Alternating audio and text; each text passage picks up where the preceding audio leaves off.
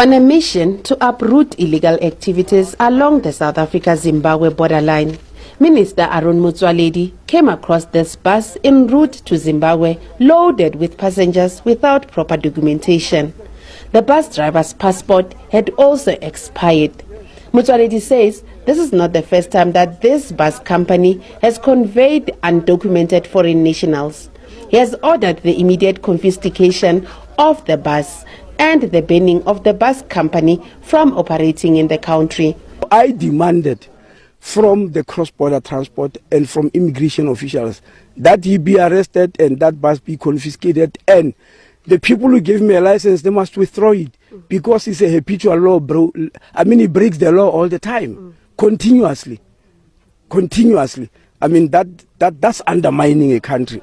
The newly established Border Management Authority says processes are underway to move the responsibility of securing the border fence from the Department of Public Works. The issue of the fence is one of those critical issues that we are actually going to look at. One thing that I can confirm now is that all the infrastructure in the land borders in particular are going to be transferred from the Department of Public Works and Department of Public Works into Border Management Authority.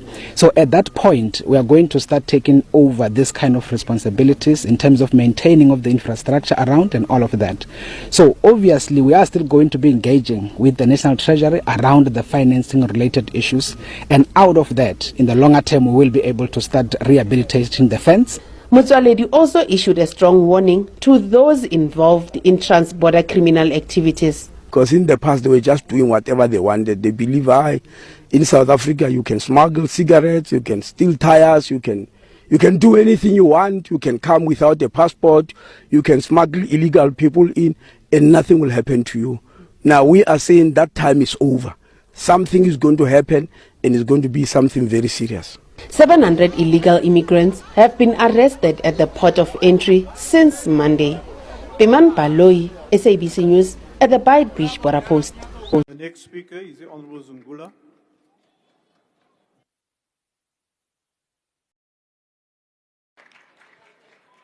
Mandi Bolise Slalo. South Africans last year made constitutional amendment proposals to Parliament last year. To date, Parliament has failed to meaningfully respond to these submissions, nor inform the public on the process to be followed to deliberate on these submissions. This raises concerns about compliance to Section 59(1)(a) of the Constitution, which requires the National Assembly to facilitate public involvement in its processes. Public participation cannot be treated as a symbolic exercise, it must be meaningful. South Africans have a right to be heard in matters pertaining to the Constitution, and Parliament must demonstrate that the voices of the citizens are taken seriously in the constitutional review process. And we expect, Mhlalanga Phambili, after this sitting, Parliament must inform citizens ukuba where is the constitutional review process, because the citizens are very clear on the following amendments that must be made to the Constitution. Number one, the name, South Africa. It is rooted on colonial history and geographical description. It does not reflect the self-determined identity of our people. When you identify as a South African, you are identifying based on igama owalinikwayo by a settler and a colonizer. Section 19(3)(a) and B, which speaks about political rights, the current wording of Section 19(3) allows any naturalized citizen to run for public office, regardless how long they've been in South Africa. Meaning you can be a citizen for 5 years, and with enough money, you can even become president. Section 25(7), which speaks to land reform, the current cutoff date, which is 1913, for addressing land dispossession, ignores centuries of colonial theft that started in 1652. This perpetuates injustice as it fails to address the root causes of today's inequalities. Also on Section 25, we must ban foreign nationals from owning land. The Constitution must be amended to prohibit foreign nationals from owning land in South Africa. Njengoba sithetha, South Africans, especially apha eKapa, ziphefumla ngenxeba zezi digital nomads who have increased and inflated prices. And lastly, on Section 25, there must be explicit provisions to secure South Africa's natural resources for its people. South Africa is rich with minerals, but black South Africans in particular are poor ngenxa yale constitution yamangesi. We are saying as the ATM, the constitution must be amended instead of coming every year, coming to celebrate Member, the your time is constitution. now expired. Mayitshintshwe.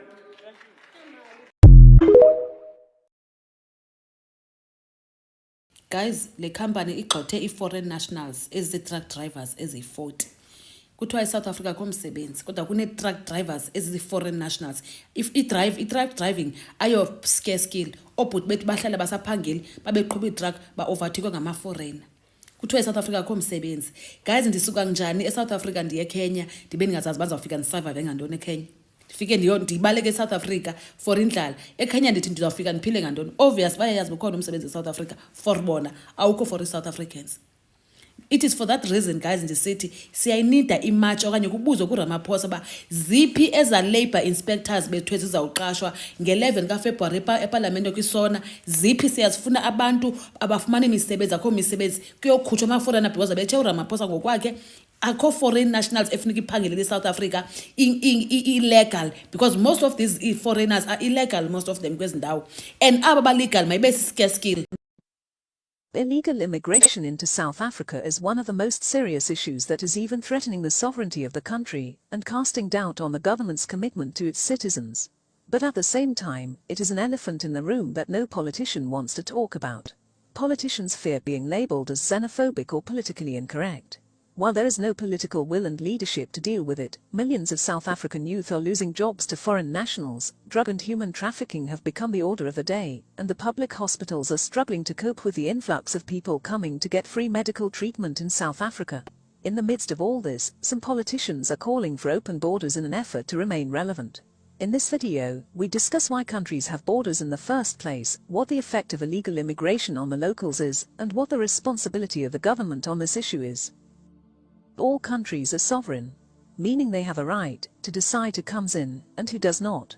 It is therefore a crime to cross a border into another country without proper approval. Countries want to control who comes in because they want to put their citizens first, be it for jobs, land or access to public services. They also do not want to overburden the taxpayers who fund the public services such as schools, hospitals and social grants. If borders were to be freely open, then even a 100% tax rate would not be enough to provide services to everybody. South Africa is also one of the countries with the highest unemployment rates, especially amongst the youth, while at the same time, the hospitality industry almost exclusively hires illegal immigrants. This is because illegal immigrants are willing to take far less wages than South Africans would. Therefore, employers prefer foreign nationals because they can pay them far less compared to South Africans. This is why open borders and the neglected immigration system are the most anti-South African youth political experiment. If it continues unchecked, the only people employed in the private sector would be foreign nationals. The last, and the most important problem that comes with uncontrolled immigration is crime. Although South Africa was never a crime-free country, there are new horrifying crimes now, which were never known to South Africa. These crimes are directly associated with foreign nationals, which see South Africa as a haven for all illegal activities. These include drug trafficking, human trafficking, prostitution, counterfeiting, and poaching. Places such as Hillbrow in Johannesburg, Point in Durban, Sunnyside in Pretoria, have become epicenters for drug trafficking, human trafficking, prostitution, and counterfeiting. These places are run by drug lords, predominantly Nigerian foreign nationals, and are wreaking havoc in society. The victims of this government complacency are the South African youth, and even kids who are trafficked, prostituted and turned into drug mules, while politicians who swore to protect this country, and put it first, are maintaining their political correctness and large salaries. There is almost no crime of drug trafficking, human trafficking, prostitution, and counterfeiting that does not involve foreign nationals. There is an infinite number of cases opened against foreign nationals who were unlucky enough to be caught, and there are also millions of other criminal activities that don't even make it to the news.